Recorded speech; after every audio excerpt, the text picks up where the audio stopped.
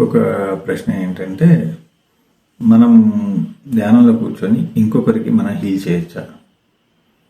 ఇది ఖచ్చితంగా చేయొచ్చు.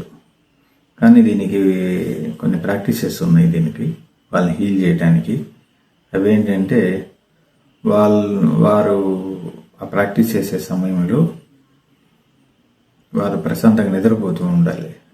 అంటే వాళ్ళ యొక్క ప్రాణశక్తి అనేది స్లీపింగ్ మోడ్లో ఉండాలి. అప్పుడు మనం ఏదైనా ప్రాక్టీస్ చేసినప్పుడు వారిపైన అది నెరవేరుతుంది. అది ఎలా చేయాలంటే, ధ్యానంలో కూర్చున్న తర్వాత సంకల్పం చేసుకోవాలి. స్పష్టంగా తెలిసి ఉండాలి ఆ వ్యక్తి ఎవరు అనేది మనకు తెలిసి ఉండాలి. వాళ్ళు ఎక్కడ ఉంటారనేది తెలిసి ఉండాలి. వాళ్ళ పేరు ఉచ్చరించేసి చెప్పాలి, ఇలా నేను తనని హీల్ చేయదలుచుకున్నాను, నాకు ఈ విధంగా తన యొక్క ఆరోగ్య స్థితి మెరుగుపడటం చాలా ఆనందాన్ని కలిగిస్తుందని మన మనసుతో చెప్పాలి. చెప్పిన తర్వాత ధ్యానంలో కూర్చోవాలి. అక్కడ హీల్ జరిగిపోతుంటుంది. అక్కడ జరిగే సమయానికి వారు డీప్ స్లీప్లో ఉండాలి. అప్పుడు ఏమవుతుందంటే, మనలో ఉన్నటువంటి ఏదైతే జీవ పదార్థం ఉందో వాళ్ళలోనూ అదే జీవ పదార్థం ఉంటుంది కాబట్టి మన వాయిస్ అక్కడ కూడా వినిపిస్తుంది. అక్కడ హీల్ అవుతుంది అనమాట. ఈ మధ్య మనం ఈఎఫ్టీ ట్యాపింగ్ ఇవన్నీ చేసి ఇలా ఇలా ఇలా ఇలా ప్రెస్ చేస్తే మనకు మాట్లాడుతుంటే లోపలి అన్నీ కూడా కణాలు వింటున్నాయి అని చెప్పి ఈ మధ్య సైంటిఫిక్గా ప్రూవ్ చేశారు. అలాగనే మనం ఇక్కడ మాట్లాడినాయని కూడా అక్కడ ఎవరికైతే మనం హీల్ చేయాలనుకుంటున్నామో వాళ్ళలో ఉన్నటువంటి జీవశక్తికి అది వినిపిస్తుంది అనమాట. అక్కడ పాటిస్తుంది. ఓకే, ఇలా నేను చేయాలి వీళ్ళకి అని చెప్పి ఇది హీల్ అవుతుంది. ఇది కాకుండా ధ్యానంలో ఇంకా పెద్ద ప్రాక్టీసెస్ ఒకటి ఉంది. అది కొంచెం కష్టమైన పని. విపరీతమైన బాడీ పెయిన్స్ అవి వస్తాయి చాలా రేర్ కేసులలో. అవి మనం చేయొచ్చు. అది కూడా ఇలా చాలామందికి, వేల మందికి స్టార్టింగ్లో నేను కూడా చాలామందికి చేశాను. అయితే దానివల్ల నేను పొందేది ఏమీ పెద్దగా అనిపించదు.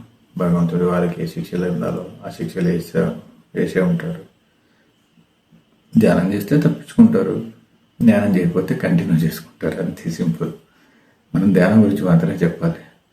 వాళ్ళని హీల్ చేసుకునే ప్రాసెస్ వాళ్ళే చూసుకోవాలి. తప్పదనుకున్న పరిస్థితుల్లో, వాళ్ళు ధ్యానంలోకి రావాలి అనుకున్న పరిస్థితుల్లో మనం చేసి చూపించాలి ఒకసారి. అప్పుడు వారు దాన్ని బిలీవ్ చేసి ధ్యానంలోకి రావాలి. ఇది కాన్సెప్ట్. అందుకని ధ్యానం అనేది చాలా గొప్ప విషయం. ఇది అందరూ ధ్యానంలో ఉంటే అసలు ప్రపంచంలో సమస్యలే ఉండవు. ఎందుకంటే జ్ఞానంతో జీవిస్తారు. మతాల కులాలు వీటన్నిటిని పక్కన పెట్టేస్తారు. ఎందుకంటే జీవం ఇక్కడ ముఖ్యం. వాళ్ళకి ప్రాణశక్తితో సంచరిస్తున్నటువంటి జీవం మాత్రమే ముఖ్యం ధ్యానుడికి. మిగతా ఏది వాళ్ళకు వేరేది అవ్వదు, అడ్డుగోడ ఉండదు. అంత శక్తివంతంగా ధ్యానం పనిచేస్తుంది. ధ్యానం చేస్తేనే ఆ ఉచ్చ స్థితి వచ్చేస్తుంది. ఆ ఉచ్చ స్థితికి వెళ్తుంది మైండ్. ఇక కింద చూడబుద్ధి కాదు. అందుకే ధ్యానం చేసే వాళ్ళంతా చాలా ఉన్నతంగా గొప్పగా ఉంటారు. వాళ్ళతో మ్యాచ్ అవ్వాలంటే వీళ్ళు కూడా ధ్యానం చేసుకుని ఆ స్థాయి సాధించాలి. అందుకని ధ్యానం చేయండి. ఆ సమస్యలన్నీ సాల్వ్ అవుతాయి. ఎవరికైనా మీరు హీల్ చేయాలనుకుంటే, మీ పిల్లలకి లేకపోతే మీ పెద్దవారికి, లేదా మీకు ఎవరైనా డబ్బులు ఇవ్వాల్సిన వాళ్ళు అలా ఉంటే ధ్యానంలో కూర్చొని అతన్ని మీరు క్షమిస్తున్నట్టుగా, మిమ్మల్ని అతను క్షమిస్తున్నట్టుగా ముందుగానే ప్రకటించండి. ప్రకటించక మీదట తనని పూర్తిగా క్షమిస్తున్నాను కాబట్టి నాకు సంబంధించిన ఏవైతే ఉన్నాయో దానికి సంబంధించినటువంటి అన్ని ఆధారాలను కొట్టివేయబడినని చెప్పి ప్రకటించండి. అప్పుడు అతనికి సంబంధించిన ఏమైనా మీకు ఇవ్వవలసినవి ఉంటే తెచ్చిస్తాడు. ఇది కూడా మేము ప్రాక్టీస్గా మేము నిరూపించాము. ఇవి చాలా కేసులలో మా శిష్యులందరూ కూడా అవే చేశారు. అలా చేయించి మేము సక్సెస్ అయ్యాము. ధ్యానంలో ఇదంతా సాధ్యమే.